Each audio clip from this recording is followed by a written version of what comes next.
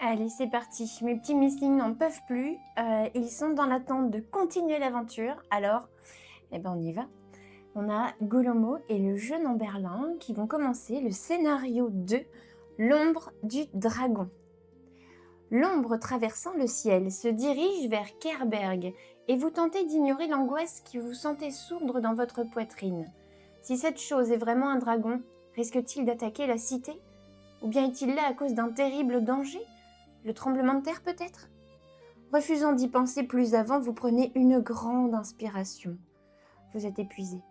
Se pourrait-il que ce que vous venez de voir ne soit qu'un vol d'oiseaux? Non, vous ne vous êtes pas trompé, c'était forcément un dragon. Un grand calme règne sur la forêt, comme si ses habitants attendaient de voir ce qui va se passer. Aucun chant d'oiseaux. Les prédateurs ne semblent pas en train de chasser, et vous n'entendez pas non plus le cri distinctif des Mistling. Soudain, une vive bourrasque incline les arbres et vous fait tomber à genoux. Le chaos, le bruit, tout cela rend l'expérience absolument irréelle. Vous jetez un œil à votre Golomo qui tient votre autre compagnon dans ses bras pour le protéger. Le lien qui les unit est déjà puissant, bien qu'ils ne se connaissent que depuis quelques heures. Astuce et précision. Pour les combats, les attaques prenant plusieurs adversaires pour cible pourraient s'avérer utiles. Alors, les changements de Mistling, ça je n'ai pas du tout eu envie de le faire. La construction de deck, nous avons déjà fait ça ensemble dans la vidéo précédente.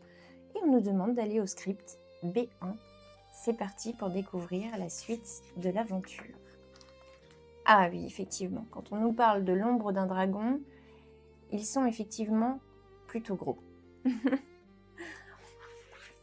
Script B1. Vos Mistling ont l'air nerveux et vous les sentez prêts à s'enfuir en courant. Ils se demandent manifestement s'ils doivent suivre leur instinct ou rester à vos côtés. Plusieurs Golomos sauvages sortent des ruines et regardent avec envie là où l'ombre a disparu. Certains commencent même à avancer dans cette direction, tandis que les autres restent là, toujours attirés par les pierres luisantes enterrées dans les ruines. Quant à vous, vous devez absolument retourner à Kerberg avant l'aube, mais d'abord il vous faut régler la question des Golomos. Faites votre choix. Nous pouvons laisser les Golomos en paix. Vous ne savez toujours pas s'ils sont la cause des tremblements de terre. Allez au script B9. Ou les surprendre avec l'aide de notre Golomo. On est persuadé qu'ils constituent une menace et on ne peut pas les laisser continuer à causer des problèmes. Non. De ce qu'on m'a dit, moi je pense que les Golomos ne sont pas responsables des tremblements de terre. Je ne pense pas qu'ils soient assez puissants pour ça. On va aller au script B9. Vous secouez la tête. Les Golomos ne sont pas assez nombreux pour avoir causé de telles secousses. La plupart d'entre eux vont s'installer dans les buissons ou sur un tapis de mousse pour y passer la nuit, tandis que les autres continuent d'examiner les ruines enterrées. Allez au script B2. Les arbres dansent au gré du vent dans un concert de grincements de branches. Vous avancez en titubant en direction des lumières de la ville que vous apercevez au loin. Votre progression n'étant en rien facilitée par tous les Mistling qui courent autour de vous. Préférant éviter un groupe de Mistling du feu, vous vous écartez du sentier et, ce faisant, vous vous retrouvez dans un marécage peu profond. Soudain, vous réalisez que vous êtes tout près d'un nid de Firpels, qui sont connus pour la férocité avec laquelle ils défendent leur territoire. Vous en remarquez un, instantanément reconnaissable à son museau aplati, ses petits yeux plissés et les pointes inquiétantes poussant au sommet de sa tête. Alors, mise en place du combat, ça n'a pas traîné, hein. Arène, carte 13, plateau 5. Nous avons un Firpel ennemi. C'est parti, je vais préparer tout ça et on revient. Allez, c'est parti, la mise en place du combat est faite. Alors, qu'est-ce qu'on découvre ici? Déjà, pour le plan, on nous a dit de prendre la carte 13 qui nous signale un problème de chute d'arbres, donc il va falloir faire attention à ça pendant le combat, évidemment. Pour la mise en place, on nous demande de mettre un arbre abattu sur chaque case de ce type, sauf celle au centre de l'arène. Donc ici, on a un arbre abattu, et ici, on a également un arbre abattu. Règle, vous pouvez considérer un arbre abattu comme un adversaire pour ce qui est des attaques et des dégâts infligés. Si un arbre abattu subit au moins un dégât, défaussez-le. Ni vous ni l'ennemi ne pouvez entrer ou être placé sur une case avec un arbre abattu. Donc en fait ici ce sont des cases qu'on va devoir contourner, on ne pourra pas y aller. À la fin du combat, on va au script 200 On verra bien ce qui se passe. C'est fin de combat aléatoire. On a une résolution particulière si on arrive à dompter le Firple. Donc on verra bien. Allez. Le Firple. Sa carte de domptage. La voici. On pourra commencer le domptage lorsqu'il aura 5 points de vie ou moins. Il faudra faire l'action crépitement d'énergie, c'est-à-dire terminer notre tour avec au moins 8 gemmes de puissance. Et il faudra ensuite lui faire une démonstration de force en lui infligeant un dégât alors qu'il n'y a pas d'arbre abattu dans l'arène. Donc on va devoir faire attention à ne pas taper sur ces arbres. Sans cela, on n'arrivera pas à dompter le Firple. Donc ici, j'ai mis ces 5 points de vie là où on va commencer le domptage pour me rappeler, ne pas oublier de déclencher à ce moment-là l'action. Et on voit que le Firple, en tout, a un bouclier physique, 20 points de vie, une attaque de 2, un déplacement de 2. Lui, c'est un élément d'air et il a 5 jetons maximum. Ici, donc, on a les 20 points de vie, enfin les 15 points de vie restants et les 5 points de vie pour commencer le domptage. Pour son deck, on a 3 cartes triangles, on a 2 cartes ronds et on a 2 cartes carrées. Son action spéciale, elle sera située ici. Et sa capacité spéciale, l'adversaire défausse une gemme de puissance par flaque à portée 2 de lui. Pour chaque gemme défaussée de la sorte, inflige un dégât sans limite de portée. Donc ça va être quand même assez chaud. On va voir. Donc qu'est-ce qu'il va faire? Il va placer une flaque sur la case la plus éloignée de l'adversaire. Téléportation jusqu'à cette case. Ok. Placer une flaque à portée 1 de l'adversaire, attaque repli, ruée, ruée, attaque, perforation 2, repli et plus 1 déplacement. Bon, on va voir ce que ça donne. Pour me battre contre le Firple, j'ai choisi Golomo pour plusieurs raisons. Déjà, si on consulte la roue des éléments qu'on va trouver, page 24 du livret de règles, la voici, on nous explique qu'il y a pendant les combats des avantages en fonction des élémentaires de nos Mysling. Et ici, vous voyez que si je joue avec le jeune Amberlin, eh bien, l'élément d'air aura l'avantage sur moi. Alors que, si je joue avec un Mysling de terre, j'aurai l'avantage sur le Firple. Donc, on va tester ça comme ça. Il y a également ce motif, c'est que si le Firple joue contre un Mysling de feu, il va se soigner plus que s'il joue contre un autre Mysling. Donc forcément, je n'ai pas spécialement envie qu'il se soigne tout le temps. Et ensuite, est-ce que j'avais vu autre chose? Il me semblait que oui, mais c'est dans les cartes. C'est dans les cartes de Golomo, ici. Terre nourricière, par exemple. Sur cette carte-là, on nous dit « Place une secousse à portée 2, plus une gemme de puissance par secousse à portée 2. Si je joue contre un Mysling d'air, je peux me déplacer. » Donc, ça me fait plusieurs bonnes raisons de choisir le Golomo. Donc, c'est ce qu'on va faire. On va voir ce que ça donne. Donc, on place toujours notre adversaire sur la case 1. Donc, le Firple, le voici. On va le mettre là. Il n'est pas encore soclé, il est toujours en cours. Et le Golomo, lui, il n'est même pas sous-couché encore. Et il n'est pas soclé non plus. Le voici. Il va sur la case 2. Au moins, vous distinguerez bien qui est qui. Notre petit Firple est déjà sous-couché. Le Golomo est encore tout frais sorti de la machine.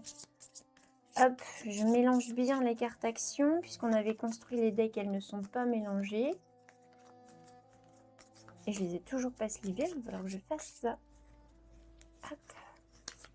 Encore un petit coup et c'est bon. Voilà, notre deck est prêt. On le met par ici.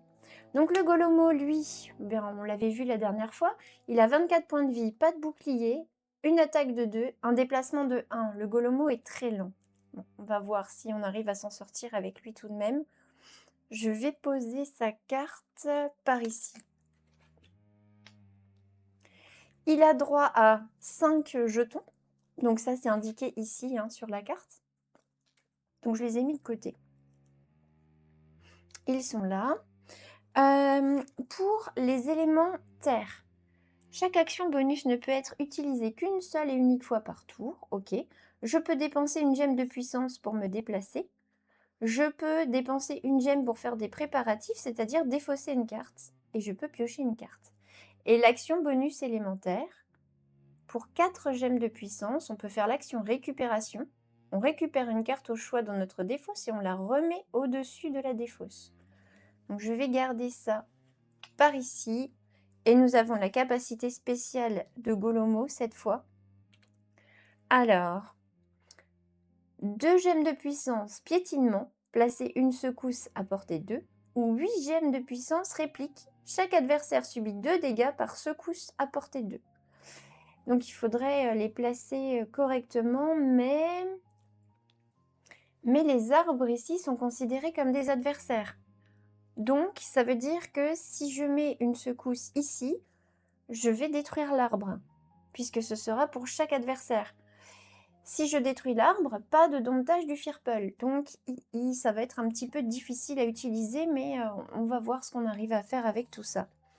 Ici maintenant, je mélange le deck du firple. Et puis, on n'a plus qu'à commencer la partie. Ah non, j'ai aussi la carte de quête de combat du Golomo à vous montrer. On l'avait déjà vu dans la dernière vidéo, mais... votre Golomo ne désire qu'une chose, être en totale harmonie avec la Terre. Il ne sera pas satisfait tant qu'il n'arrivera pas à faire ses preuves durant une situation stressante en combat. Infliger au moins 12 dégâts à un même adversaire en un seul tour. Une fois cette quête accomplie, retournez la carte. Bon, très honnêtement, c'est pas aujourd'hui qu'on va faire ça. Le Golomo n'est pas encore assez pimpé dans son deck. Je crois que le max de dégâts qu'on puisse faire, c'est 7, ce qui est déjà totalement énorme. Mais on verra. Hop, ça c'est mélangé. On commence avec le deck action de l'ennemi face visible. Moi, je vais retourner mes cartes, toujours de la gauche vers la droite. De la droite vers la gauche, pardon. Oulala. Alors, qu'est-ce qu'on a comme carte pour commencer le combat? Magnétisme. Déplace un adversaire à portée 3 d'un maximum de 2 cases. Vous pouvez dépenser 3 pour déclencher. Ok. Si vous vous trouvez sur une case de type 4 de bouclier. D'accord. Intéressant. On a une posture offensive qui nous fait gagner une puissance supplémentaire et nous donne un bonus de 1 d'attaque tant que la carte est dans la défausse. Le bouclier de la terre, on peut déjà placer une secousse à portée 1 et on a un bouclier par secousse à portée 1. Et pierre roulante, un déplacement plus 2, donc on pourrait se déplacer de 3 et faire une attaque. D'accord. Et on va voir. On va voir ce que ça dit. Alors, au niveau de mon inventaire, je vais regarder si j'avais des petites choses. Non, ça c'était une carte secret, je la remets de côté. Alors, n'importe quelle autre façon qu'au terme d'un test. D'accord, donc non. Bourse en cuir, non. Bouteille de magie, pendant un combat. Durant votre prochain déplacement, plus 2. Donc la carte là, on l'emmène avec nous. Et pendant un combat, plus 1 par brûlure sur l'adversaire choisi. Bon, ça c'est une carte clairement qui est vraiment dédiée aux jeunes en Berlin. Donc on va la laisser de côté, on ne va pas l'utiliser puisque nous, on n'inflige pas de brûlure avec Golomo. Je remets ça là-bas, dans ma petite boîte. Et je pars avec ma bouteille de magie. La première action que fera le Firple à son tour de jeu, alors nous on joue toujours en premier, ce sera triangle, ruée, ruée, attaque avec perforation 2 et repli plus 1. Ça commence fort. Ruée, ruée. Donc de toute façon, il arrivera à m'atteindre, hein, c'est certain. Ok. Est-ce que je me ferais pas une petite muraille par ici ou quelque chose comme ça? Je vais juste récupérer quelques gemmes de puissance. Hop. histoire de les récupérer facilement. J'en prends 10 uniquement parce qu'on ne peut en avoir que 10 maximum. Donc 2, 4, 6, 7. Ça m'évitera d'en prendre trop sans faire exprès. 8, 9 et 10. Je les mets par là et je les récupérerai quand je pourrai pour les placer sur la carte du Golomo. Alors, que faire? Ça va commencer très très fort. Placer une secousse à portée 1. J'aurais bien aimé déjà pouvoir me déplacer, mais je me déplace peu. Ici, je peux avoir un déplacement plus 2 grâce à la pierre roulante et faire une attaque.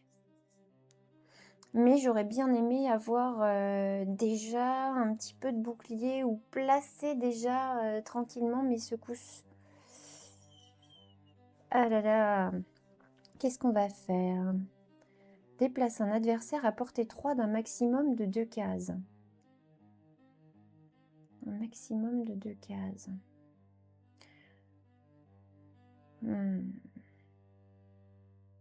Je vais faire ça en fait. Je vais utiliser ma carte magnétisme. Je vais déplacer l'adversaire de 2 cases. Déjà, je vais gagner pardon, 3 gemmes de puissance. Mais est-ce que ça va suffire? On va calculer ça. Si je le déplace de 2 cases, admettons que je le mette par ici. Je pourrais dépenser 3 gemmes de puissance pour déclencher. Mais là, pour l'instant, ce serait pas...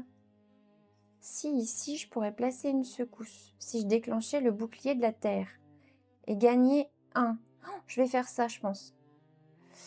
Donc, on va voir ce que ça va donner. Allez. Donc, j'ai gagné mes 3 gemmes de puissance. Je déplace le Firpul ici. Je peux dépenser 3. Donc, les 3 gemmes de puissance que je viens de gagner, je les utilise immédiatement.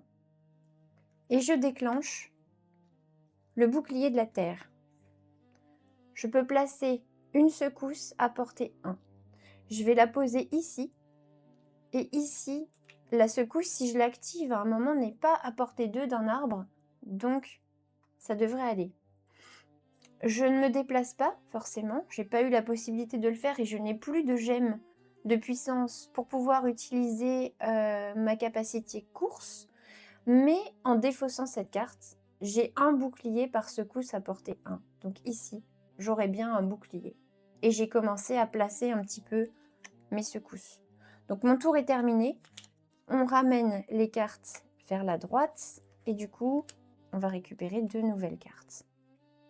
Et donc, des options supplémentaires. Alors, on a de la course, on a de la frappe. On verra ce que ça va donner. C'est parti. Le Firpul va s'activer. Ruée, ruée. Donc, il va se déplacer 1, 2, 1. Et ça suffit pour son déplacement, puisque là, il est déjà au corps à corps. Il m'attaque de 2.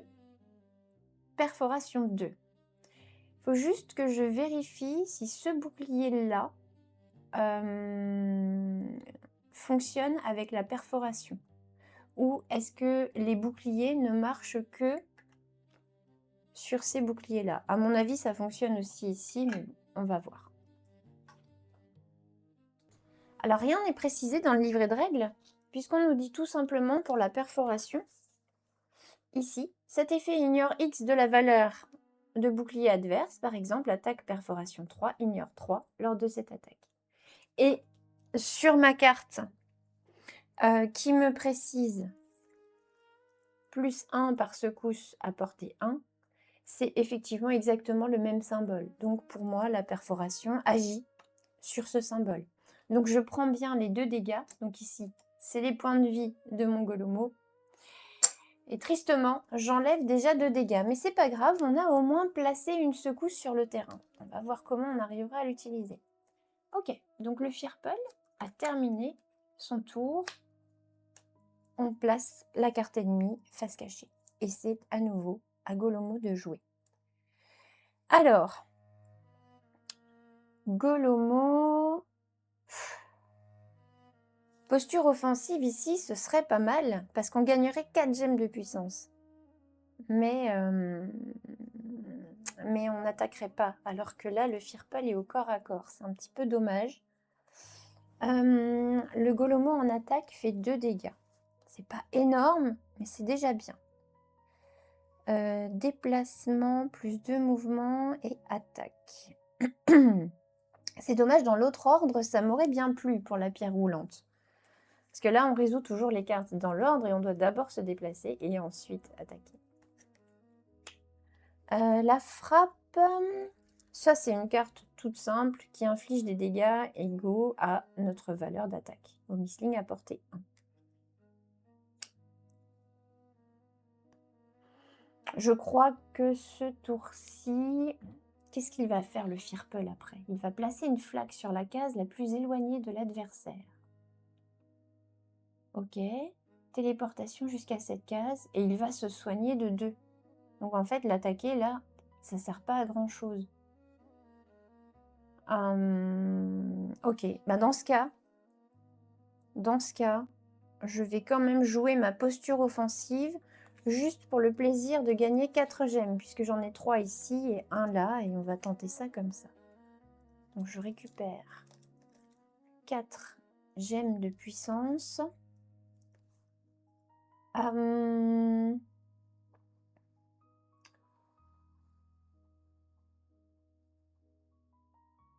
On réfléchit un peu. Est-ce que ce serait intéressant de faire des actions bonus? Je pourrais me déplacer, faire des préparatifs,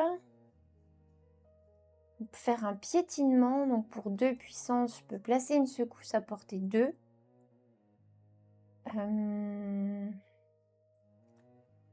Ok. Et pour ma réplique, là malheureusement, ça ne servira à rien. Donc pour l'instant, je ne vais pas utiliser mes gemmes de puissance. Non, on va rester comme ça. On va rester comme ça. Alors donc j'ai bien un bonus ici pour mes attaques en passif. Malheureusement, je ne vais pas attaquer ce tour-ci. Ok, eh bien mon tour est terminé.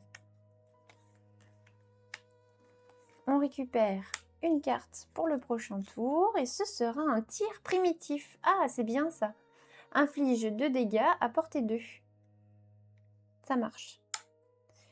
Le Firpal. On arrive ici à son déclenchement de capacité spéciale. Alors, qu'est-ce qu'il va faire? L'adversaire défausse une gemme de puissance par flaque à portée 2 de lui. Donc, pour l'instant, il n'y a pas de flaque sur le terrain. Ça n'a pas d'incidence sur nous. Ensuite, il va faire, du coup, ici, placer une flaque sur la case la plus éloignée de l'adversaire. Je dirais par conséquence que c'est celle-ci. On va la mettre ici. Téléportation jusqu'à cette case.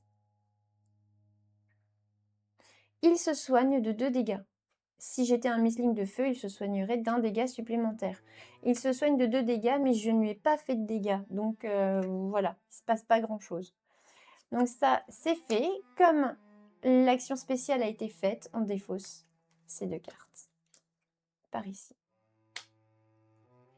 Et c'est à nouveau à moi. Et là, que voit-on? Eh bien, le Firpal est à perpète. Et Golomo a 1 de déplacement. Donc c'est super. On va pouvoir peut-être utiliser la course. Alors déjà, qu'est-ce qu'il va faire lui? Placer une flaque à portée 1 de l'adversaire, attaque et repli. Ok. Alors si j'utilise la course, j'ai un déplacement de 2. Je peux dépenser 2 pour effectuer un nouveau déplacement, enfin un déplacement de 3. Je peux refaire un déplacement de 3. Alors, on ferait 1, 2, 3, 1, 2. Par contre, on n'aurait pas de possibilité d'attaquer pour l'instant.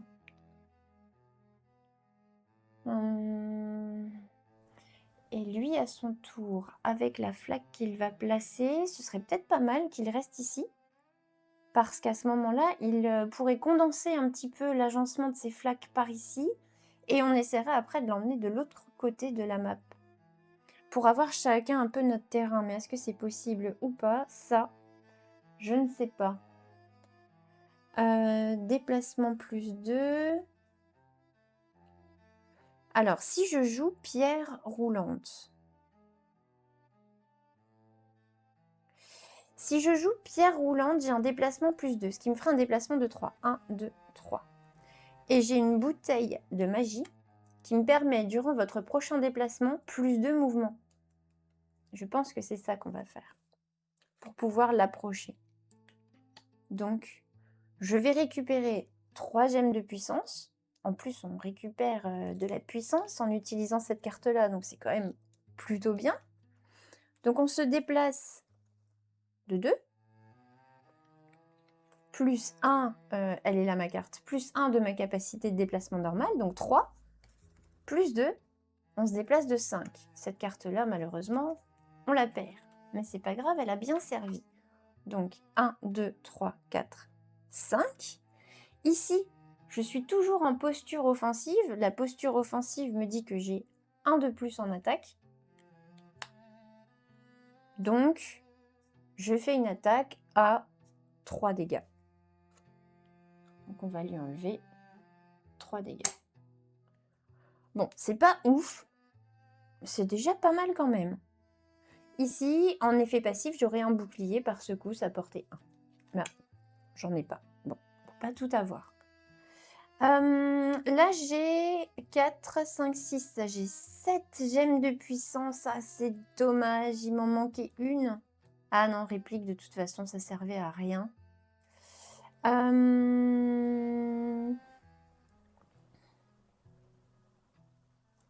Ici, je pourrais placer une secousse.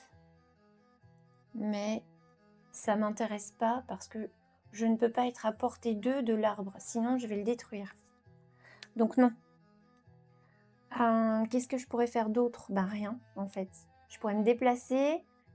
Je pourrais faire des préparatifs. Est-ce que ça m'intéresserait? Qu'est-ce qu'il va faire après? Lui, c'est sa fameuse flaque.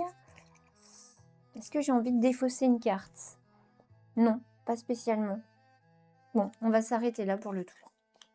Donc on déplace nos cartes vers la droite encore une fois. Et c'est parti pour le tour du Firpole, qui va placer une flaque à portée 1 de l'adversaire. Donc il va la poser ici. Il attaque. Donc il m'attaque à 2. Et il se replie. Alors, une attaque à 2. Là, je n'ai rien qui me protège. Je prends encore 2 dégâts. Ouh, ça va être moche ce combat. Hein. Je savais que ce serait compliqué, mais là... Ok. Et son repli, donc il se déplace de 2 pour s'éloigner de moi. Forcément, lui, il va essayer de s'approcher des arbres puisqu'il sait que je vais essayer d'éviter de les détruire. Donc voilà. Hop, l'attaque est faite. Prochaine attaque, il fera la même chose. Il placera encore une flaque. Ok. Et il fera de nouveau sa capacité spéciale. L'adversaire défausse une gemme de puissance par flaque à portée 2 de lui. Ouais. Et le problème, c'est que ça va faire des dégâts. Donc forcément, je vais être obligée de jouer une course, je pense. Parce que téléportation 2, ça ne suffira pas. Je serai toujours à portée 2. Sauf si je dépense une gemme de puissance pour faire un déplacement. Donc à ce moment-là, je ferai 1, 2, 3. Je serai adjacente ici. Par contre, ça veut dire que je lui infligerai toujours pas de dégâts.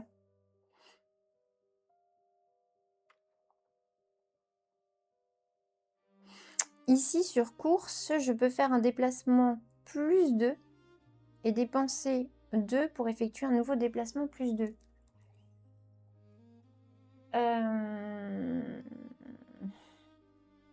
De toute façon, à la fin de son prochain tour, le Firpole va encore une fois se replier. Il va falloir encore une fois que je cours comme une malade pour le rattraper. En fait, c'est vraiment bien qu'on ait pimpé les déplacements du Golomo, parce que sinon on serait dans une galère. Pas possible.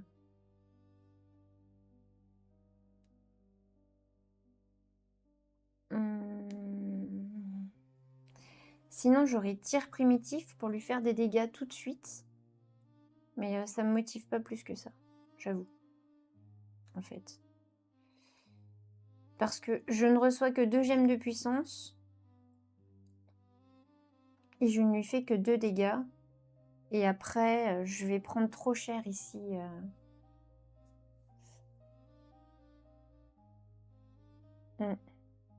Quoique. Non, je vais faire ça. Je vais faire ça pourquoi? Parce que là, il va placer la flaque à portée 1. Il va m'attaquer une fois et se replier. Mais ça fait que du coup, il va vraiment faire un petit mur, un petit truc par là. Et oui, là, on pourra vraiment concentrer ces effets négatifs et nous, ensuite, partir à droite. Donc au final, je vais faire ça. Je vais jouer tir primitif. Je gagne donc 2 gemmes de puissance. Là, je suis déjà à 9, hein, c'est pas mal. J'inflige 2 dégâts à portée 2. Il n'a pas de bouclier, donc il prend bien 2 dégâts, puisqu'il est à 2 de portée. Hop, je défausse cette carte. Je fais ça. Et on gagne une posture de gardien, qui nous donnera 2 de bouclier et plus une gemme de puissance. Pour une carte sur un niveau 1, j'avoue, c'est intéressant. Pardon. Ensuite, on a la capacité spéciale du Firple qui va se déclencher. Et c'est là que ça fait mal par contre. L'adversaire défausse une puissance par flaque à portée 2 de lui. Donc j'en défausse 2. C'est pas grave, il m'en reste encore 7. Mais c'est là où c'est embêtant. Pour chaque gemme défaussée de la sorte, inflige un dégât sans limite de portée. Je n'ai pas de bouclier psychique, donc là je prends 2 dégâts. Forcément. Et maintenant on va jouer sa carte. Carré. Placer une flaque à portée 1 de l'adversaire. Attaque. Là, il ne peut pas m'attaquer parce qu'il est, il n'est pas à portée de moi. Et repli. Donc, il va se déplacer de 2 pour s'éloigner de moi. Donc, on va l'envoyer par ici. On a fait la capacité spéciale. On défausse les cartes. Et je suis sûre que là, pendant ce combat, on va prendre des cartes fatigue. Ça, c'est certain. Ok, alors, Golomo, à toi de jouer. La prochaine action du Firple, ce sera ruée, attaque, repli, plus un mouvement. Ok, donc il va faire 2 déplacements de 2, une attaque, et ensuite il fera un déplacement de 3 pour s'éloigner de moi encore une fois. Pouah.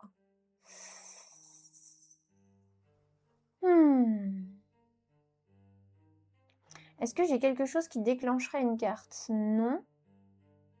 Non, non, non, non, non.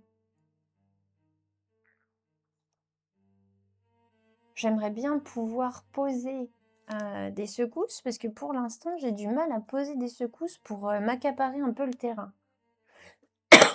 Pardon. Ce que je vais essayer de faire, c'est une course. Je vais faire un déplacement plus 2. Donc, déplacement plus 2. Donc, 1, 2, 3. Et je peux dépenser 2, on va dire que c'est les 2 que j'ai gagnés ici, pour effectuer un nouveau déplacement plus 2. Donc là, on va vraiment 1, 2, 3, on taille. Ce qui ne va pas spécialement nous aider, mais en tout cas, on revient un petit peu de notre côté et on s'éloigne là de ces flaques.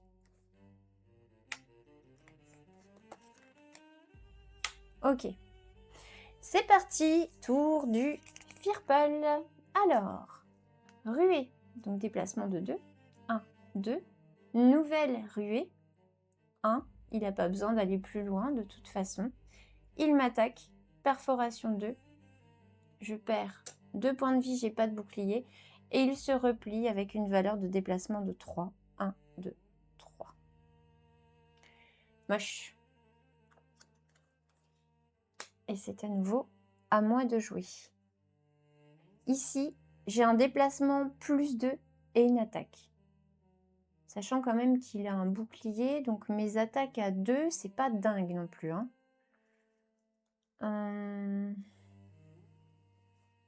Qu'est-ce que je vais faire? Elle est où ma super méga belle carte? Ce que je vais faire, je vais utiliser l'action préparatif. Je dépense une gemme de puissance. Donc préparatif, défausser une carte. Vous pouvez piocher une carte. Préparatif, je défausse la frappe, qui ne va pas me servir pour l'instant. Donc je décale tout. En fait, là, ce qu'on fait, c'est qu'on cherche la carte, la super carte, qui n'est pas là. Mais c'est pas grave. On a reçu terre nourricière. Placez une secousse à portée 2. Plus 1 par secousse à portée 2. Et si c'est un petit firple, donc un élémentaire d'air, on peut se déplacer. Ok, ça roule.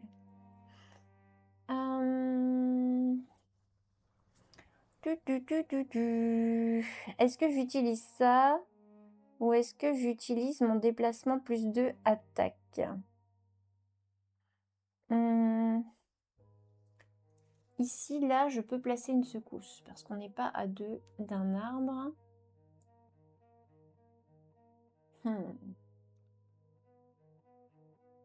Après... Ah, j'hésite quand même, hein, entre terre nourricière en me déplaçant pour que je puisse la mettre, on va dire, ici. Ce qui serait pas mal si lui arrive par là. Ou déplacement plus 2 et attaque. Ou posture de gardien, c'est bien aussi. Son prochain tour... Non, il va faire une téléportation et se soigner. Oh là là là là là là. C'est pénible ce soin-là.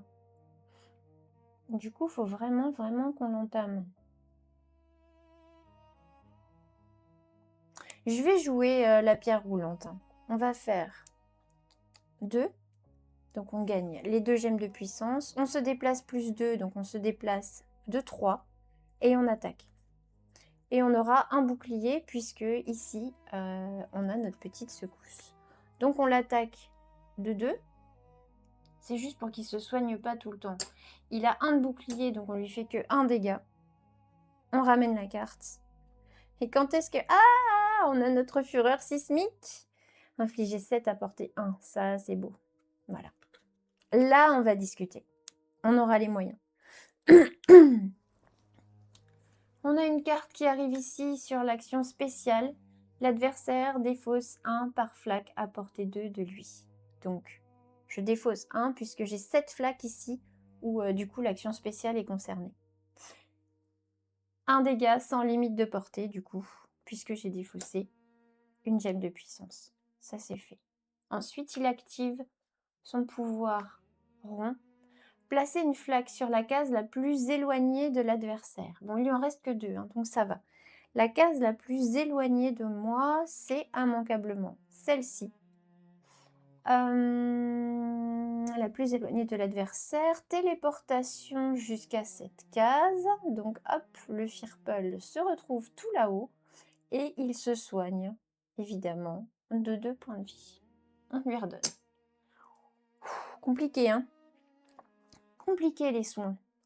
Alors, c'est mon tour. Donc, j'oublie pas juste, on défausse tout ça puisqu'on a activé la capacité spéciale. Et après, c'est bien ce que je disais, on va se prendre une carte fatigue. Voilà. Alors, la fureur sismique inflige 7 à portée 1. Sauf que là, il est au bout du monde, le gars. Donc, il me faudrait... La case là, je ne peux pas entrer. 1, 2, 3, 4, 5 déplacements. 1, 2, 3, 4 déplacements. Il me faudrait 4 déplacements. Autant dire que là, ça va pas être possible.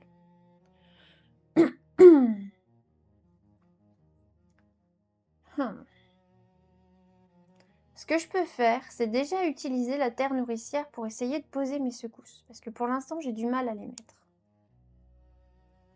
Je vais essayer de faire ça. Donc, je vais gagner 2 puissances ici. Je vais placer une secousse à portée 2. Je vais la mettre ici, puisque là, ça n'aura pas d'incidence pour l'arbre là-bas. Et je peux dépenser une gemme, ok, pour poser une nouvelle secousse à portée 2.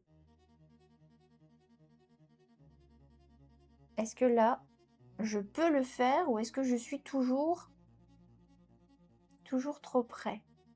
Là, je ne peux pas. Là, je ne peux pas. Là, je ne peux pas. Là, je ne peux pas. Là non plus. En fait, non. Du coup, je ne vais pas placer de deuxième petit jeton. Et puisque je me bats contre un Missling d'air, j'ai le droit à un déplacement. Je vais me déplacer ici pour être adjacente à mes boucliers. Voilà, on verra plus tard si on a eu raison. On déplace la petite carte et on pioche. Hop. Et le Firpal va nous faire son action triangle. Ruée, ruée, attaque avec perforation 2 et repli plus 1. Ok, donc il se déplace de 1, 2. Il n'a pas besoin de sa deuxième ruée. Donc il nous attaque. Il nous attaque de 2.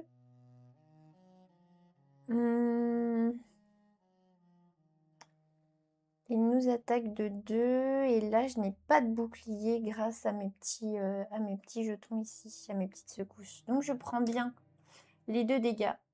Et ensuite, il fait un repli avec 3 de déplacement pour s'éloigner au maximum de moi.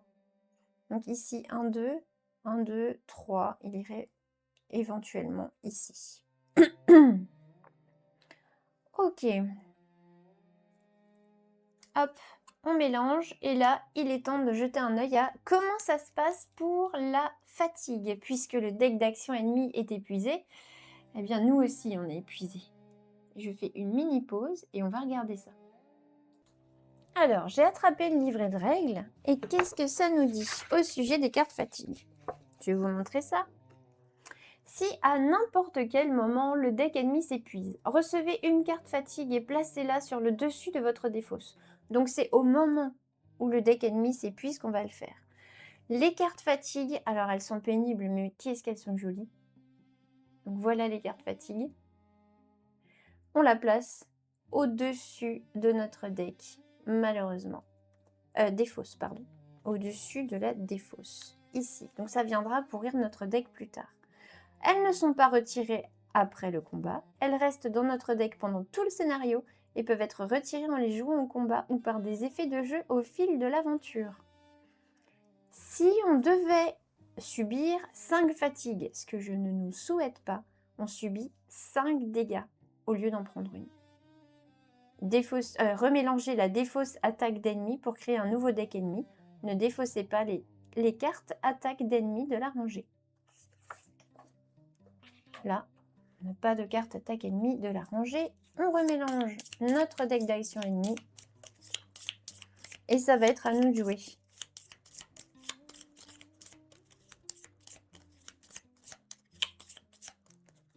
Hop, et il reprendra ses actions par une attaque triangle. Donc ruée, ruée, attaque, repli. Ouh. Alors, qu'est-ce qu'on va faire? Et bien là, on va pouvoir utiliser les fameux 7 dégâts. C'est parti. On reçoit 2 gemmes. Non, ce qu'on va faire, parce que sinon on n'en reçoit qu'une, parce que j'en ai plus qu'une en réserve, on va d'abord dépenser une gemme pour faire l'action de course. On fait notre petit déplacement de 1. On se retrouve ici. On gagne les 2 gemmes qui restaient. Pardon. Et on va utiliser la fureur sismique. Inflige 7 dégâts à portée 1. Là, il n'a pas de bouclier de ce type. Là, il a un bouclier ici. Donc, il va subir 6 dégâts. Et pour l'effet passif, au début du prochain tour, on va infliger faiblesse ou silence à portée 3. Ok, donc on lui fait 6 dégâts. 2, 4 et 6 dégâts. Ça, c'est cool. Maintenant, le Firpal, il est à une case ici de mes petites secousses. Mais on va utiliser notre action spéciale, réplique. Chaque adversaire subit 2 dégâts psychiques, donc sans bouclier, par secousse à portée 2. Et là, il est bien à portée 2. Il y en a 2. Évidemment, on va dépenser 8 gemmes 3, 6 et 8. Et voilà. Et donc, il va subir 4 dégâts sans protection. 2, 4. Il lui reste maintenant 6 points de vie. Il me reste 2 gemmes de puissance. Je pourrais placer, du coup, une secousse à portée 2. Pour 2 gemmes de puissance, si je la mets ici ou ici, ça ne risque rien. Et si le Firpole revient dans cette zone, on pourrait réutiliser, quoique la réplique ça coûte 8 gemmes, c'est quand même assez énorme. C'est assez énorme. Bon. Ici, j'ai rien pour placer quelque chose comme ça.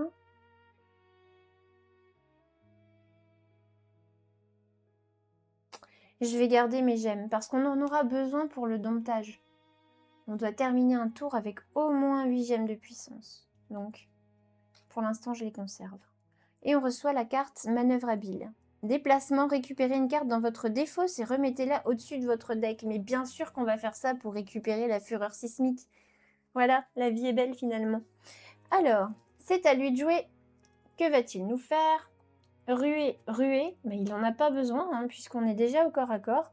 Il va m'attaquer avec perforation 2. De toute façon, là, je n'ai pas de protection par bouclier. Donc, il me fait 2 dégâts direct. Ça rétrécit pas mal. Hein. Quoi d'autre? Il se replie de 3 mouvements. Repli, c'est pour s'éloigner au maximum. Donc, 1, 2, 3. C'est dans son intérêt de venir se mettre ici. Dans le terrain qu'il s'est construit. Donc, on va faire ça. Hop. Ensuite, en effet passif, du coup, au début de votre tour, inflige faiblesse ou silence à portée 3. Donc, on va regarder ce que ça veut dire. À la fin du livret de règles, ici, normalement, on a tous les mots-clés des combats. Est-ce qu'on a faiblesse? On n'a pas faiblesse. Est-ce qu'on a silence? On n'a pas silence. Ok. Eh bien, on va chercher ça dans le livre de règles. Donc, faiblesse. Faiblesse, ce n'est pas du tout dans le... Ah, les états, page 32. Ça va, on n'a pas trop longtemps cherché. Alors, page 32. Jetons d'état. Faiblesse, max 1. Ici. Les attaques du Misline affecté tombent à 1 et ne peuvent pas être augmentées par les modificateurs. Par exemple, si votre Misling avec 3 d'attaque effectue attaque plus 2 alors qu'il a un jeton de faiblesse, sa valeur d'attaque tombe à 1 et il infligerait 1 dégât à un adversaire ayant une protection de 0. Et silence, alors un jeton max, les Mislings réduits au silence sont incapables d'utiliser leur capacité spéciale ou leur action bonus élémentaire. Un ennemi réduit au silence ne peut pas non plus résoudre sa capacité spéciale et il ne défausse pas de carte de ses emplacements. Ok, et ben moi je trouve que silence c'est plutôt pas dégueu parce que ici, il va activer sa capacité spéciale. Donc il ne pourra pas le faire. Et je vais pouvoir essayer de m'approcher éventuellement de lui. Donc je vais lui attribuer, vu que j'ai le choix, je vais lui attribuer silence. Donc je récupère un petit jeton. À quoi ça ressemblait? C'était un petit triangle ici. Hop. Et voilà, petit Firpole, tais-toi. Ça, c'est parfait. Et du coup, maintenant que c'est fait, qu'est-ce que je vais faire?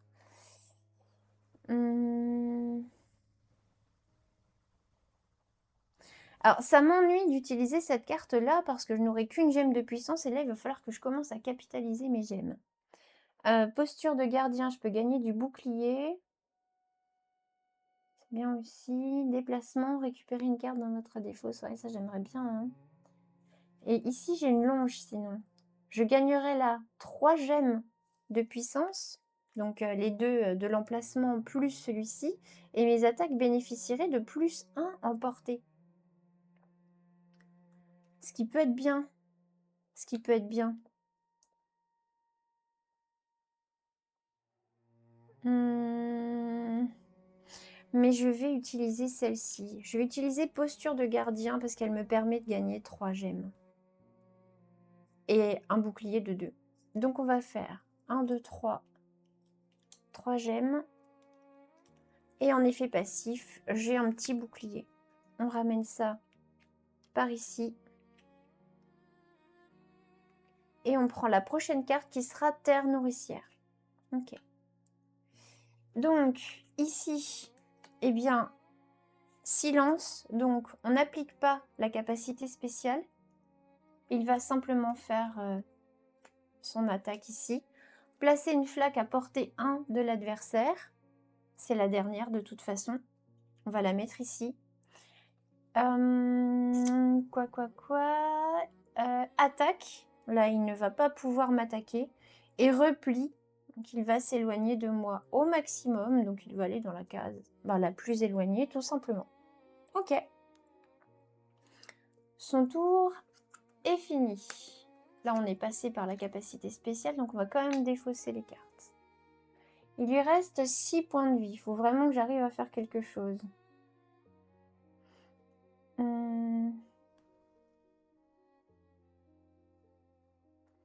Si je fais un déplacement. Non, je pense que je vais utiliser le bon, tout simplement pour récupérer 3 gemmes de puissance. Parce que mon allonge, là, ça me paraît un peu prématuré. Au prochain tour, ah non, ça peut être bien. Parce que là, quand il va jouer, le Firple, il va drôlement s'approcher de moi. Donc je vais faire ça. Je vais prendre une allonge pour mes dégâts. C'est ça. Donc je vais récupérer 3 gemmes. 2 gemmes pour l'emplacement, plus 1 pour l'allonge. Et j'aurai plus 1 à porter pour mes prochaines attaques. On va rester là-dessus. En tout cas, j'ai déjà 8 gemmes de puissance.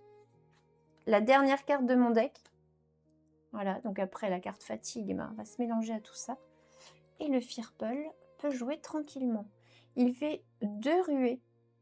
Donc il se déplace de 1, 2, 3, 4 cases. Il m'attaque. Il m'attaque donc de 2.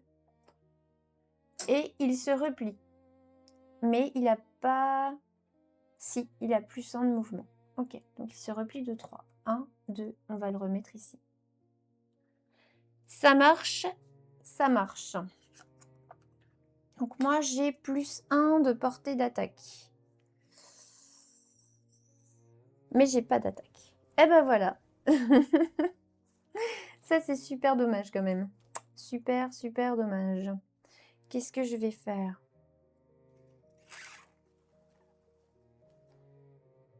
Si je fais des préparatifs, ça me fait remélanger mon deck. Du coup. Et repiocher une carte.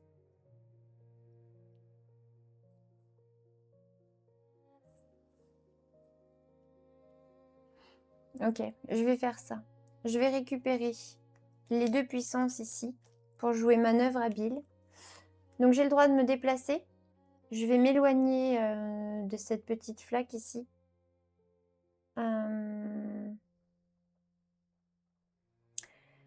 Ouais, mais là, il va se soigner encore une fois. Oh là là. C'est pénible. Qu'est-ce que je vais faire du coup? À moins que je joue terre nourricière.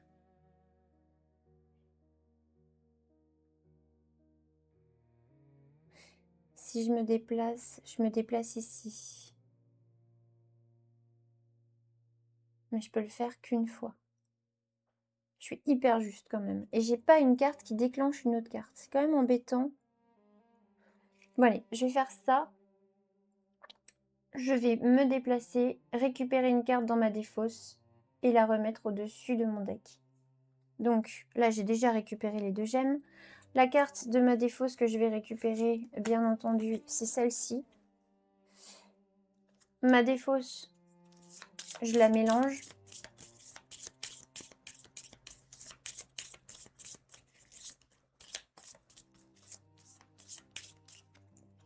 Encore un petit coup et on est bon. Hop, je remets ça par ici. Cette carte-là au-dessus. Et cette carte-là, je la défausse. Mon tour a déjà pris fin. Et donc, je récupère immédiatement ma fureur sismique. C'est à notre futur copain peut-être, on ne sait pas, mais c'est au Firpol de jouer. Il va activer sa capacité spéciale. Donc l'adversaire défausse une gemme par flaque à portée 2. Donc j'en défausse une pour cette flaque-là. Et évidemment, je perds un point de vie. Voilà. Ensuite, il va jouer. Il place une flaque, mais il n'en a plus sur la case la plus éloignée de l'adversaire. Téléportation jusqu'à cette case. Soigne 2. Alors, je vérifie. Est-ce que quand il ne peut pas faire les actions du haut, il peut tout de même faire le reste? Je vais vérifier ça dans les règles tout de suite. Alors, il n'y a rien de précisé dans la règle du jeu concernant l'activation des effets de l'ennemi s'il y a des choses qu'il ne peut pas faire. Donc, on va appliquer dans l'ordre ce qu'on peut faire. Alors, placer une flaque donc, sur la case la plus éloignée, il ne peut pas. Donc, il va se téléporter jusqu'à cette case. Il ne peut pas. Il va se soigner de 2 en revanche. Parce que ça, il peut le faire. Ok. Son tour est fait. On défausse tout ça. On va certainement se prendre encore une fatigue, là. Ok.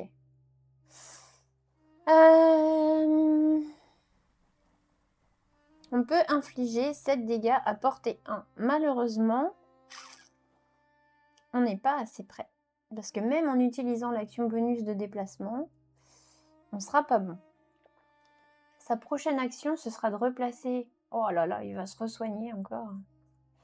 Il va se re-soigner encore. Ok. Je vais faire un bond. Parce qu'il ne va pas se déplacer. De toute façon, il faut que je m'approche. Donc, je récupère une seule gemme. De toute façon, il n'y en a pas plus de disponible. Je fais une téléportation de 2. 1, 2. Par contre, oups, je suis vraiment encerclée par les flaques et ça, c'est vraiment pas cool. J'utilise une gemme de puissance pour me déplacer sur sa flaque. J'ai le droit d'aller sur la case, ça pose pas de problème. Et je finis mon tour comme ça. On décale tout. Et qu'est-ce qu'on récupère? Une posture offensive. Très bien, on aura plus 1 d'attaque. C'est parti pour le Firpol. Donc placer une flaque sur la case la plus éloignée, non, il ne peut pas se téléporter dessus non plus. Il se soigne à nouveau de 2. C'est à moi de jouer. Eh ben c'est parti. On va utiliser ça, forcément. Donc, je gagne la gemme qui reste. J'inflige 7 dégâts à portée 1, mais du coup j'en inflige 6, puisque ces dégâts-là, cette fois-ci, sont réduits par la valeur de bouclier. Donc, 2, 4, 5 et 6. On entame la possibilité de domptage. Épuisement progressif. Firpol n'a plus que 5 points de vie ou moins. C'est le cas. On va poser une petite gemme là-dessus pour symboliser que c'est fait. Donc la première fois, c'est fait. Maintenant,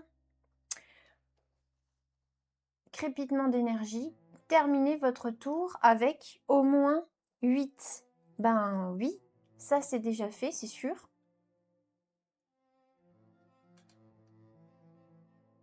Je vais juste vérifier qu'on a le droit de faire ça dans le même tour ou s'il faut le faire sur 2 tours différents. On ne sait jamais, pas qu'on triche.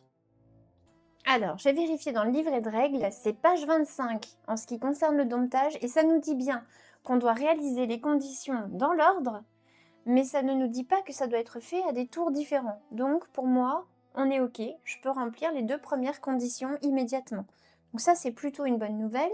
Ensuite, j'ai fini avec 8. Par contre, même en utilisant réplique, je ne vais pas pouvoir lui infliger de dégâts parce qu'il est trop loin de mes petites secousses. Donc pour moi, le tour est terminé. Hop, Et ça va être à lui de jouer. Et c'est là que ça va faire mal, parce qu'il va activer sa capacité spéciale. Sa capacité spéciale, bah là je suis en plein dedans. On a 1, 2, 3 et 4 qui sont à portée 2. Donc, 1, 2, 3, 4 gemmes qui sont défaussées, mais surtout 4 dégâts que je prends dans la tronche. 3, 4. Ah, il est chaud le Firple. Franchement, moche. Et ensuite, il souhaite placer une flaque à portée 1, m'attaquer. Donc, je me reprends 2 dégâts. Il me reste 2 points de vie. Franchement, ça se joue à un poil. Vous voyez ce que je veux dire? Et ensuite, qu'est-ce qu'il fait? Il se replie. Donc, un déplacement de 2 pour s'éloigner de moi, bien entendu. 1 et 2. Il va partir par ici. Ok. Bon. Ma dernière étape pour le domptage, c'est de lui infliger 1 dégât. Alors qu'il n'y a pas d'arbre abattu dans l'arène. Très franchement,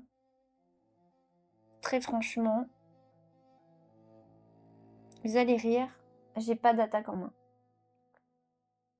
Je peux placer une secousse, je peux avoir un bonus d'attaque ici.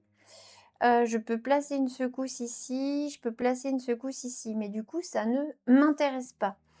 Qu'est-ce qu'il va faire lui ensuite? Lui, il va faire ruer, attaque. Oh là là là là. Là, ça va se jouer sur le dernier tour. Qu'est-ce que je vais pouvoir faire? Je vais dépenser une gemme déjà pour défausser une carte. Ce sera celle-là. Non. Ce sera laquelle? Parce qu'au moins que je profite d'un effet passif si je défausse une carte. Plus 1 par secousse à portée. Ouais. Plus 1 par secousse à portée. Là, il n'y en a pas. Et sinon, j'ai un bonus de 1 dégât. Mais bon, c'est pas... Donc, je défausse ça qui me donne un bouclier par secousse à portée. Je récupère déplacement, plus 2 et attaque une pierre roulante. Hop, et ben c'est ça qu'on va jouer. Hop. On gagne une gemme de puissance, on se déplace, on a plus de mouvement, mais on n'aura pas besoin de ça. Voilà. Et j'ai le droit de l'attaquer. Je l'attaque de 2. Il a un bouclier. Je lui fais 1 dégât. Franchement, j'y croyais pas. Il me reste 2 points de vie, mais on a réussi à le dompter. Donc,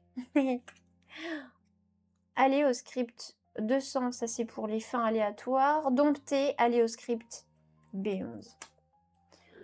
Et on va faire ça. Wow. C'était chaud, hein? B11. La grimace de défi du Firple disparaît de son visage. Il vous laisse approcher du nid, ce qui vous permet de vous assurer qu'il n'y a pas de petit à l'intérieur. Vous montrez au Firple que vous avez envie de faire équipe avec lui et une lueur d'intérêt brille dans son regard. Pour le moment, il va toutefois se contenter de vous suivre de loin, car vous ne pouvez pas avoir un lien étroit avec plus de 2 Mistling. Alors, chaque Mistling ayant pris part à ce combat soigne jusqu'à la moitié, arrondie à l'inférieur, de sa valeur de points de vie. C'est un peu rassurant, parce que franchement, garder un Mistling avec 2 points de vie, c'est pas dingue. Donc, mon petit Golomo, il a 24. Donc, on va lui rajouter 10, 2, 4, 6, 8, 10. Nous revoilà à 12 points de vie. On est d'accord, c'est le même tas. Prenez les cartes 71A derrière l'intercalaire Firple.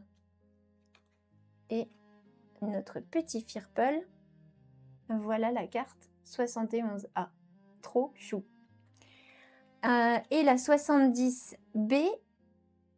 70B. Ah oui, c'est par ici. 70B. Les yeux des Firple scintillent de malice quand ils observent leurs ennemis derrière la protection de leur armure d'ananas. Il convient toutefois de noter qu'ils considèrent toutes les autres créatures, et aussi parfois les objets inanimés, comme leurs ennemis. Mais quand par miracle l'un d'eux rencontre quelqu'un qu'il apprécie, il peut devenir un fidèle compagnon. Eh ben c'est cool. Alors, ajoutez-les à l'encyclopédie des Mistling. Ok. avec plaisir. L'encyclopédie des Missling. Donc, on a déjà dedans le Windraiser. Hop, c'est fait. Placez les cartes 68, 72 et 73. Alors, ici, on a la 72, la 73, la 68, ainsi que toutes les cartes actions du Firple. Donc, les cartes actions du Firple, ce sont celles-ci. On aura une construction de deck hyper intéressante pour lui parce qu'on a pas mal de cartes de cet élément-là, je crois. Ah non, c'était l'élément du vent. C'était pas l'eau. L'air, je sais plus. Enfin bref, c'est l'eau, c'est pas l'air. Donc, on a les cartes, ok. Qu'est-ce que je disais? Les cartes actions du Firple derrière l'intercalaire groupe. D'accord. Donc lui, il est dispo, c'est parfait. Ensuite, placez la carte 69 derrière l'intercalaire carte retirée. Donc ça, c'était tout simplement ses capacités lorsque c'est l'un de nos ennemis. Ce n'est plus le cas puisque maintenant, il nous fait confiance et il veut bien, même si c'est pour l'instant de loin, rester avec nous. Alors, je cherche juste mon intercalaire groupe. Il est là. Ok. On a le petit Firple qui est dedans. Nettoyer l'arène, aller au script B35. Je ferai l'arène un peu après. On va déjà aller voir le B35.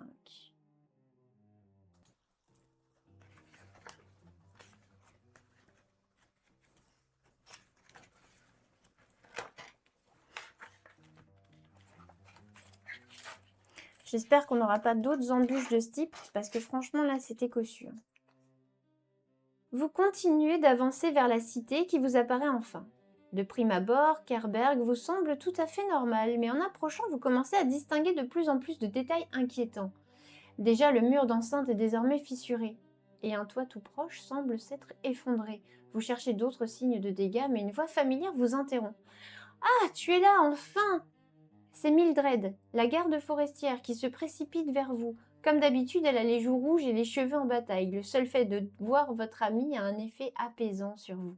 « Je te cherchais !» s'exclame-t-elle en reprenant son souffle. « Tu ne vas jamais le croire. Il y a eu un autre tremblement de terre peu après ton départ et tous les Missling se sont échappés.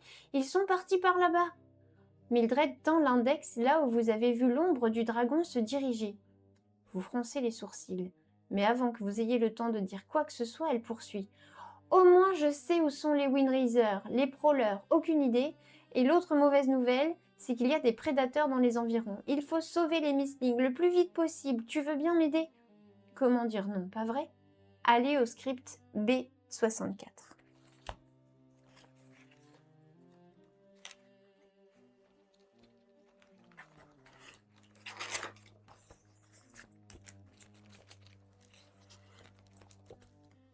Emboîtant le pas à Mildred, vous finissez par arriver au camp de fortune des gardes forestiers où vous apercevez un homme blessé allongé sur une civière. Un fail, Missling de l'eau, qui semble avoir été roué de coups et lové contre lui.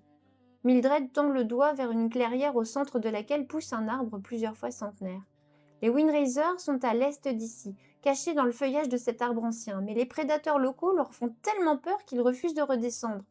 Et nous n'avons pas ton expérience du combat. Un Elgsorn nous a attaqués par surprise. Et tu peux voir le résultat. Quant aux Prowlers, nous ignorons où ils peuvent bien être allés trouver refuge. Peut-être encore plus à l'est? Les Elgsorn s'en prennent parfois aux humains, mais uniquement lorsque ces derniers pénètrent sur leur territoire. Et l'arbre ancien pousse au milieu d'une clairière, pas d'un bosquet. Se pourrait-il que les gardes forestiers aient été attaqués par un Missling affolé par le tremblement de terre? Ou bien s'agit-il d'autre chose? Vous hochez la tête en réfléchissant à la situation. Pour commencer, vous devez régler le problème des prédateurs. En battre un ou parvenir à l'intimider devrait suffire pour faire fuir les autres. Et il vous faut aussi calmer les Windraisers et les ramener en lieu sûr, ce qui ne sera sûrement pas simple. Vous avez vu comment ils se comportent quand ils ont peur. Les gardes forestiers ont de l'équipement qui pourrait vous être utile, et ils devraient accepter de vous le céder à bas prix. Mais il ne vous faut pas perdre de temps avant de vous rendre à la clairière indiquée par Mildred. Vous pouvez dépenser 2 pièces d'argent pour piocher 3 cartes équipement, gardez-en une et défaussez les 2 autres. Alors, est-ce que j'ai envie de faire ça? J'avais de quoi gagner de l'argent, me semble-t-il. Alors, j'avais déjà une pièce dans mon petit inventaire. Donc ça, c'était pour Amberlin. Pièce d'infortune. De n'importe quelle autre façon qu'au terme d'un test. Immédiatement plus une pièce d'argent. Immédiatement plus une pièce d'argent. Bon. Ça, c'était notre secret. Je vais les prendre. Voilà. Je les remets dans le deck. Je récupère mes 2 petits sous. Où ai-je mis mes petits sous? Par ici. 1, 2. Et j'avoue que je prendrais bien une carte objet, même si... Non, je vais pas le faire. Parce que j'aimerais bien garder des sous s'il y a moyen d'acheter de l'équipement. Ça me plairait un petit peu plus. Alors... Ces 2 pièces...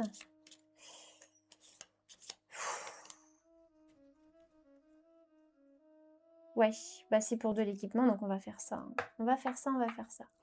Je dépense 2 petites pièces. Hop. Je récupère 3 cartes équipement.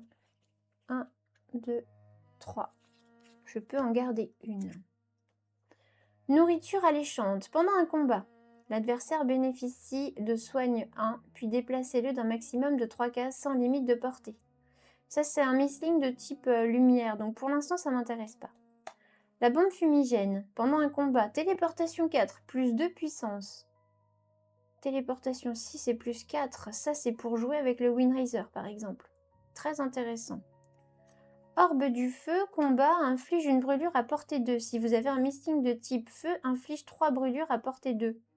Et je vais prendre ça parce que pour l'instant, c'est le jeune Amberlin qui est avec moi. Donc, hop, j'achète cette carte.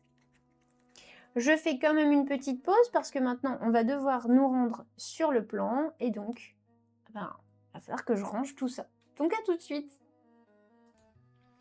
Allez, c'est parti. J'ai rangé tout le petit bazar des combats. Il n'y en a pas pour très longtemps, mais bon, ça vous évite quand même de patienter pour juste du rangement.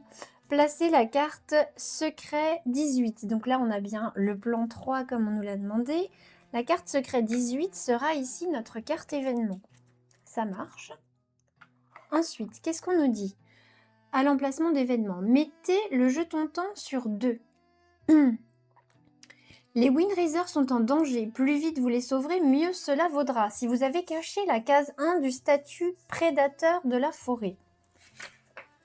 Prédateur de la forêt, prédateur de la forêt. Est-ce qu'on avait ça quelque part? Ça me dit quelque chose, mais je ne sais plus, j'avoue. Père-mère, prédateur de la forêt. Non, nous on a la case 3. Donc ça va pas. Case 3, prédateur de la forêt. On va au script B61.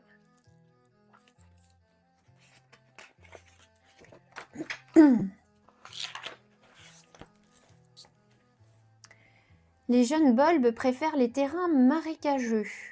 On dit d'eux qu'ils sont particulièrement robustes. Ok, alors ça, c'est une info que je me note pour les bulbes. Je récupère mes post-it. Parce que c'est des petites infos qui sont bien intéressantes à savoir. Et vu qu'on l'a déverrouillé, on ne va pas s'en priver. Je mets un petit truc ici. Allez au script B62. Remarque. Les traces que vous voyez sur le plan pourraient vous conduire à divers antres de prédateurs. Entamez l'exploration. Avec plaisir. Alors, je vais essayer de vous montrer un petit peu mieux. Je remettrai le jeton temps sur 2 après notre petite map. Voilà. Et là, je ne sais pas si vous l'avez vu, mais on a plusieurs entrées cachées.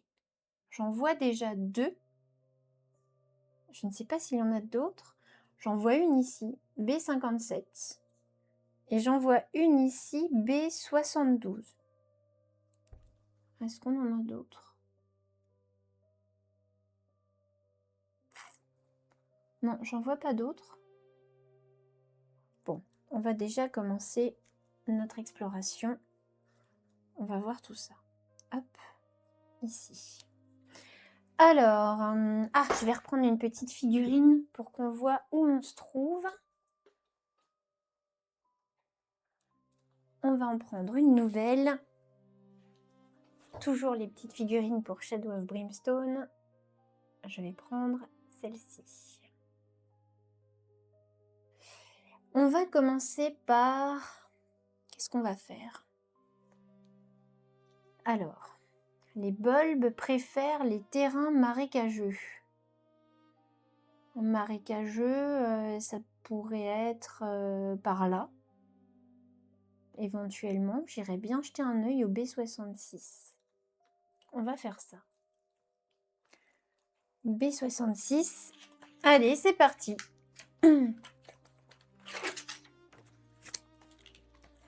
Si un jeton, quel qu'il soit, se trouve à l'emplacement 1, allez au script B101. Sinon, poursuivez votre lecture. Les traces de sabots disparaissent dans un épais bosquet. Cela fait un moment que vous n'avez plus entendu de chant d'oiseaux ou vu de traces d'animaux. Nul doute que vous approchez de l'antre d'un prédateur. Faites votre choix.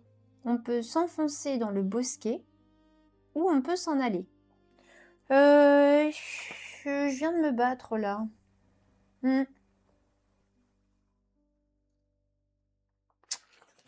Est-ce que j'ai envie d'aller dans l'antre d'un prédateur? Non, pas vraiment. Non, pas tout de suite. Je me note ça pour me rappeler. Donc en 66, on a prédateur possible. Hop. Et je vais aller au 63, au pied de cet arbre magnifique. Si le jeton A se trouve à l'emplacement 2, il n'y a rien d'autre dans la cime de l'arbre, poursuivez l'exploration. Si l'emplacement 1 est vide, c'est bien le cas. Les Windrisers sont effrayés et ils vous repoussent à l'aide de violentes rafales de vent. Vous devez commencer par vaincre la menace qui plane sur cette forêt. Pour ce faire, cherchez des traces de créatures. Poursuivez l'exploration. Sinon, poursuivez votre lecture.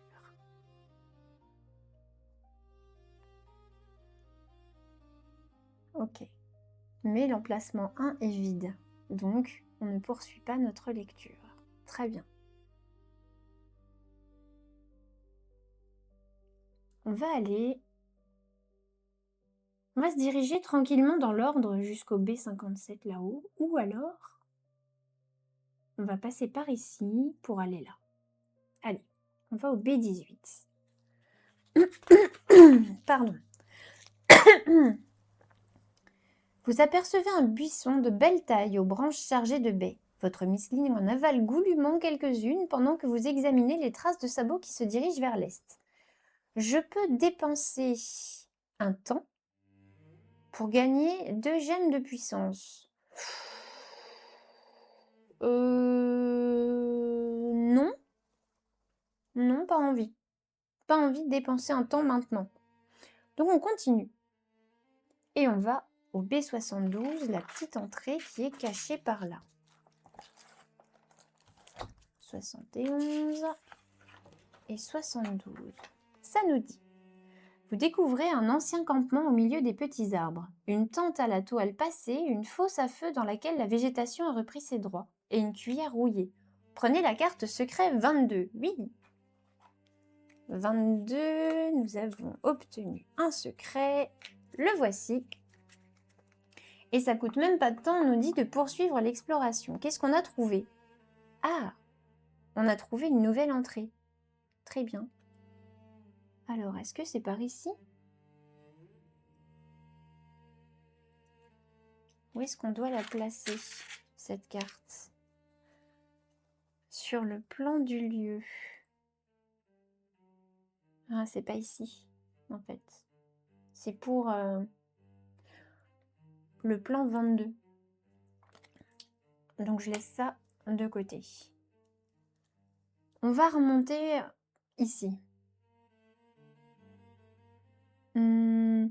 Remarquez, pour suivre les traces, on va aller direct au B13, au final. Allez, on a le droit de changer d'avis. Hein. Alors, le B13. Des traces de pas laissées par des humains se dirigent vers l'ouest, là où se trouve le campement de fortune des gardes forestiers. Mais vous ne pouvez pas y retourner avant d'avoir sauvé les Windrisers. Faites votre choix. Retournez auprès des gardes forestiers On doit avoir le jeton A à l'emplacement 2. Les Windraisers se rassemblent autour de vous, prêts à vous suivre. Non, non, non, non, non.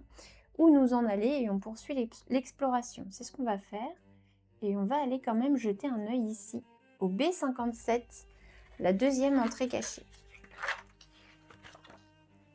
Qui nous dit: au milieu des fourrés, vous trouvez une pelle abandonnée près d'un endroit où la terre semble avoir été retournée. Beaucoup de choses pourraient avoir été enterrées dans cette forêt, alors espérons qu'il s'agit d'un trésor d'une grande valeur. Et on récupère la carte secret 23 et on poursuit l'exploration. Cool! La carte secret 23, c'est... Alors, on place cette carte sur le plan du lieu. Ah oui, non, ici, c'était pas le numéro du plan, c'est bien là qu'on devait la mettre. Hein. Bon. Donc, ici.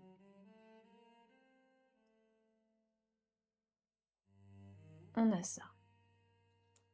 Ok.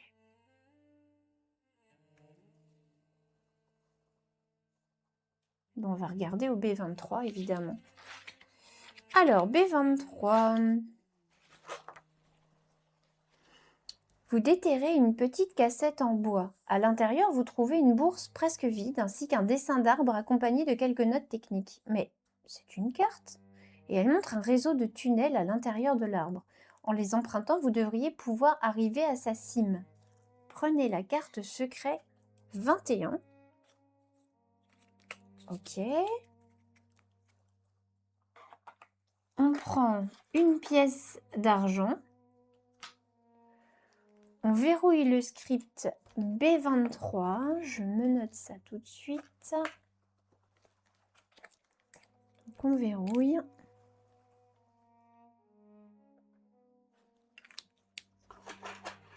On met un petit rond par ici. On n'a plus le droit d'y aller. Et on poursuit l'exploration. Alors le secret qu'on vient de gagner, c'est les passages secrets dans l'arbre. Ok. Cool.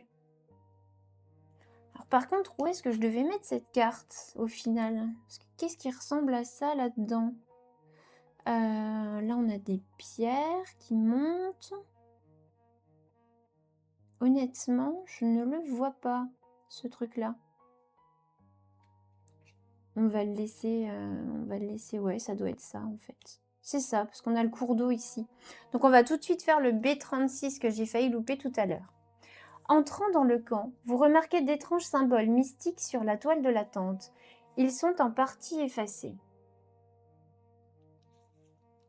Et la toile se désagrège au moindre contact. Effectuez le test suivant. Ok, donc on récupère nos petites cartes objets pour faire notre test. Si vous avez un objet de type lumière, oui, j'en ai une. Je vais garder nos petites choses ici. Donc ça, c'est les choses dont on dispose. Une fois par test, vous pouvez défausser une carte que vous venez de piocher. Ah, c'est bien parce que ça ne nous dit pas qu'on doit défausser notre objet. Donc c'est cool. Quand vous avez 3 effets néfastes, le test s'achève immédiatement. D'accord. Et bien c'est parti. Il faudrait qu'on essaye... Attendez, je vous mets ça du bon côté pour vous. Il faudrait qu'on essaye de faire 8 ou 9. Pour avoir quelque chose d'intéressant, certainement. 9, ce serait idéal. Alors, on y va. 1, pas d'effet néfaste. On continue. On est à 3, pas d'effet néfaste, on continue. On est à 5, pas d'effet néfaste. On continue. 6, on a un effet néfaste. Pour l'instant, on le garde. 7, on est à 8. On a un effet néfaste. Sur 8, j'aurai un butin caché, mais je ne gagne pas la carte objet. Je vais tirer une carte et de toute façon, grâce à mon objet lumineux, enfin de lumière, source de lumière, je pourrai le défausser si je le veux. 1. Le test s'achève immédiatement. Résolvez le résultat obtenu. Bah, c'est bien. 1, 2, 3, 4, 5, 6, 7, 8 et 9. On a le test parfait. On trouve un butin caché sous le feu de camp. On gagne une carte objet, donc on va prendre celle-ci. Des pistaches glacés. Défaussez la carte que vous venez juste de piocher. Ce sera utilisé pendant un test. C'est absolument parfait. On a 3 cartes. On est bien. Allez au script B29. Oh, étonnant. Vous ne pouvez vous empêcher de grimacer en ramassant des bâtonnets d'encens à l'odeur infecte. Il devrait vous aider à faire descendre le Windraiser de son arbre. En dépit de votre grande connaissance des Misling, vous avez du mal à imaginer comment une créature, quelle qu'elle soit, pourrait apprécier une odeur aussi nauséabonde. Prenez la carte secret 20. Cool, on a plein de petits secrets qui se dévoilent. Hop, la carte secret 20, du coup, ça doit être de l'encens. Encens malodorant. Vous ne supportez pas cette odeur, mais vos créatures, elles, semblent l'adorer. Pendant un combat, déplacez un Misling au choix d'un maximum de 2 cases. J'aime bien. Ensuite, verrouillez le script 36. Donc on récupère encore ce petit truc. C'est bien parce qu'on gagne des petits bonus pour nos prochains combats, c'est cool. Poursuivez l'exploration. Donc on n'a pas perdu de temps, pour l'instant tout se passe bien.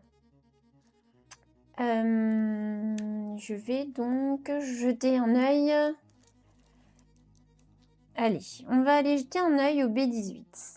Vous apercevez un buisson de belle taille aux branches chargées de baies. Mais non, on l'a déjà fait, je suis bête. On va aller au B75 du coup. B75, vous trouvez quelques restes, mais rien d'autre. Cela étant, vous remarquez des traces de sabots se dirigeant vers l'est, ainsi qu'un bout de tissu de couleur dans le bosquet de l'ouest. On gagne une carte objet. On va gagner une bourse en cuir. Et on va la défausser immédiatement pour récupérer une pièce d'argent.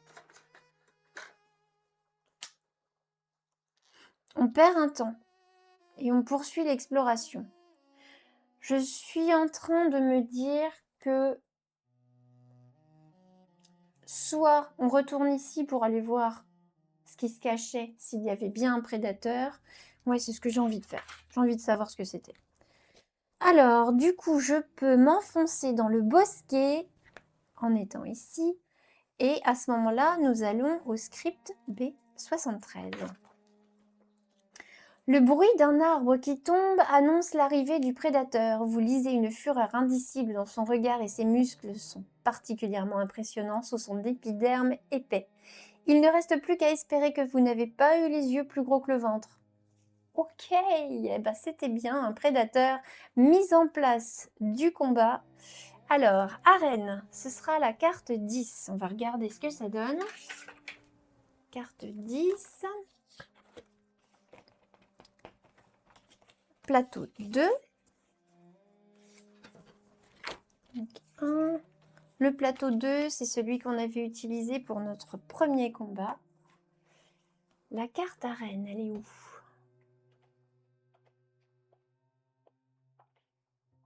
Alors, mes cartes arènes, voilà. Carte 10, je vais la trouver, la voici. Carte 10, bosquet des ténèbres. Mise en place. Placez un arbre mystique sur la case de type, donc celle-ci, au centre de l'arène. Règle, lorsque vous ou l'ennemi terminez votre tour, apportez un de l'arbre mystique. Elxorn gagne plus une rage. Ni vous ni l'ennemi ne pouvez entrer ou être placé sur une case, avec l'arbre mystique. Ok. Ça, ce sera notre carte. Ensuite, notre ennemi, Elxorn. On va trouver Dactalien, Eldrittia, Elxorn. Il est ici. Ah, ouais. Oui, il a l'air cossu. 20 points de vie, il attaque à 3, il se déplace de 2. Ok. Carte 51, 52 et 53. Donc c'est un ennemi qu'on va pouvoir essayer de dompter. On pourra le dompter à partir de 10 points de vie. Infliger au moins 4 dégâts en un seul tour lorsqu'il a de la rage. Ouh. Et démonstration de puissance. Au moins 4 dégâts en un seul tour alors qu'il n'a pas de rage. Même si vous battez Elxorn en remplissant cette condition, vous parvenez à le dompter. D'accord. Donc là, on n'est pas obligé de faire attention à ses points de vie. Donc voilà pour notre ennemi. Modificateur. Si vous avez coché la case 1 du statut prédateur de la forêt, non, c'est pas le cas. D'accord. Fermez le journal d'aventure et débutez le combat. Eh bien ça, ce sera pour la prochaine vidéo parce qu'aujourd'hui, je n'aurai plus le temps de jouer un combat complet et de faire la résolution du combat et j'ai pas du tout envie d'être interrompue dans ma petite aventure. Donc, je vous remercie pour ceux qui ont regardé la vidéo. Merci de votre patience. Je vous dis à très bientôt pour la suite. J'ai hâte de pouvoir y jouer. Ciao, ciao, à bientôt.